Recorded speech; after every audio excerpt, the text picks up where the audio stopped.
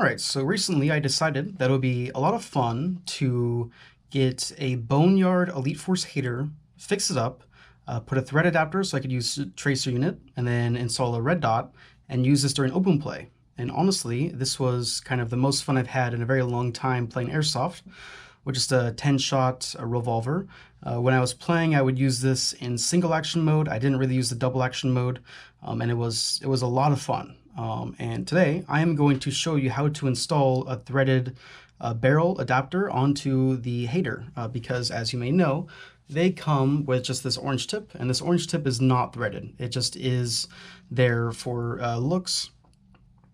So you have to actually change out a part to get threads onto the Elite Force H8R, and I'm going to show you how to do that. So basically, I decided to that's gone. I got these thread adapters, 3D printed professionally with SLS, because that's what I like. However, you could also print these at home on your personal computer.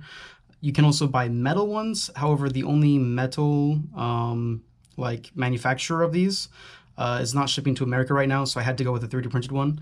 And I chose to get mine professionally printed with SLS because that's my favorite type of 3D printing. And basically this just replaces the orange tip. And to do this, you have to take apart the whole thing. And you can get files for these for free on the internet, or you can pay for them. I would recommend getting them for free. It's really not crazy. Or you could even just design it yourself. It's not that crazy. So to install that, basically, first thing you need to do is remove the magazine from the gun, and you want to make sure that the hammer is the decocked position, so down. You do not want it to be cocked. You want it to be like this. Next, you need to remove the grip panel here. So it has this little finger nick here. And then you're going to use the included Allen wrench to remove the screw on the bottom here.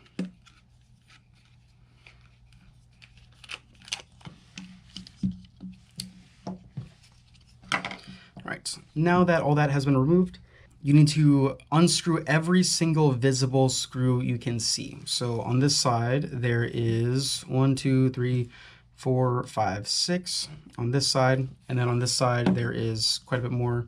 1, 2, 3, 4, 5, 6, 7, 8. So quite a few screws you need to undo. I am going to release the spring tension. I forgot about that, so make sure that it's not cocked for the magazine release.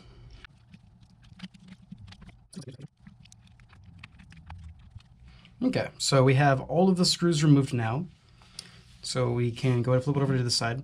Now, before I do remove this, I am going to make sure I point out that usually there is a rear fiber optic. On this one, unfortunately, that's missing, just because this is also another Boneyard H8R. I have a bunch of these. And basically, that fiber optic is a U-shape and it loops around. Just make sure you're very careful with that. You don't want to break that, and you can completely preserve that fiber optic. So like on my personal one, I have that fiber optic here, and it's perfect. It's not damaged or anything like that. As long as you're careful, you can keep that all together. Now we're going to go ahead and split it. And this is a bit of a process. It doesn't really want to go until it does.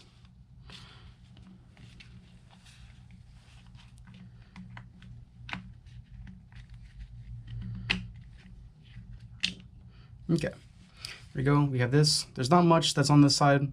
Don't take anything apart. There's no reason to. And it actually already shot out the old orange tip. So as you can see, it's basically the same sort of deal. It's a little plug that just kind of sits in here. Now the barrel here, this is the whole barrel system. It has this little spring in the front, and that kind of is going to interface with the actual thread adapter and push it to make sure everything stays tight. This you do need to take out, so take this out, but do not take it apart. Just set it aside.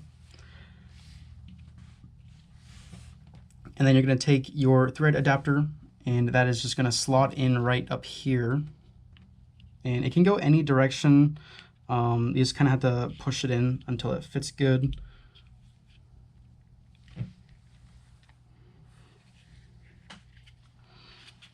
once it is set in there, you can take your hop up and your barrel assembly, and you need to poke the front in, and then the back here will line up against the little insert area.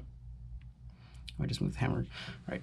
So now that's good. Now we need to carefully put the rest of it back on together. So if you lay it down perfect, the trigger will perfectly set inside of where it's supposed to set, as long as the hammer is decocked like it is now.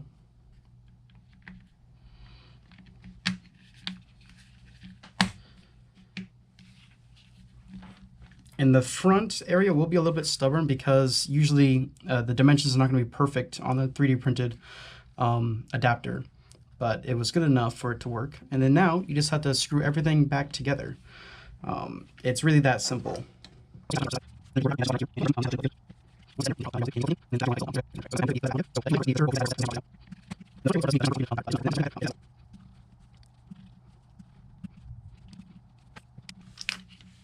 Okay, we got all the screws in now, and of course the most important thing is making sure that the threaded area is setting good and tight, which it is in this case. And this front screw is going to be the most important for making sure it's tight, and same thing with this top one up here. But you don't want to over tighten the screws, because if you do, the screws are just into plastic. They'll just ruin their inserts if you over tighten. Now we can put the grip screw back in.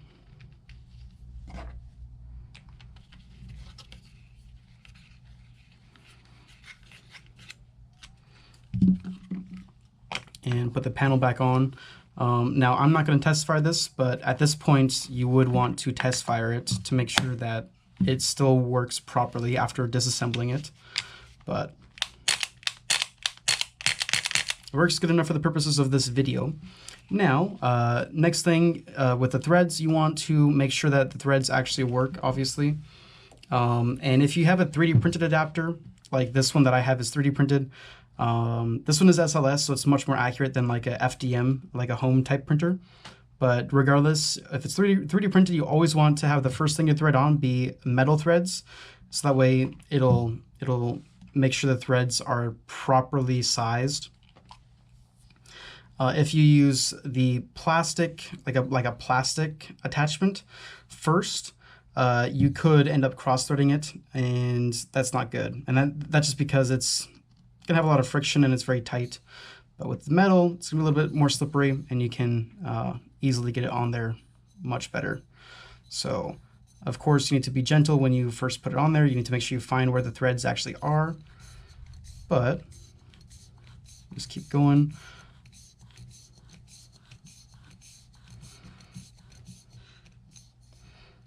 In my case, I'm done about here. This suppressor has like an outside ring thing, so if I tighten the suppressor too much, it won't. It'll start bending. But you have it there. You can see that looks kind of cool, to be honest. And now you may be wondering, if I put a foam-filled suppressor, will it make the gun quiet? The answer is no. It is not quiet. A lot of the sound just kind of escapes from everywhere in the gun. So it's not going to be like a silent pistol. This is still going to be pretty loud.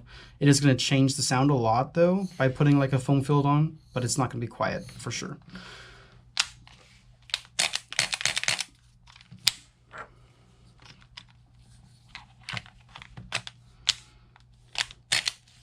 But there you have it. Hopefully this will help you experience the amount of fun that I had with mine. I had, like, honestly, the most fun I've had in a very long time using this gun in just a standard public game, because it's way different than what I'm used to actually using. And it was pretty fun, to be honest. I don't really know how else to say that. But, yeah. Have a nice day. If this video was useful for you, please make sure to leave a like, comment, and subscribe. It really helps out a lot. Also, there is a link down below to our Discord server. And this is a Discord server with a bunch of YouTubers that are really awesome, as well as a bunch of viewers like yourself. And you are welcome to join. Have a nice day.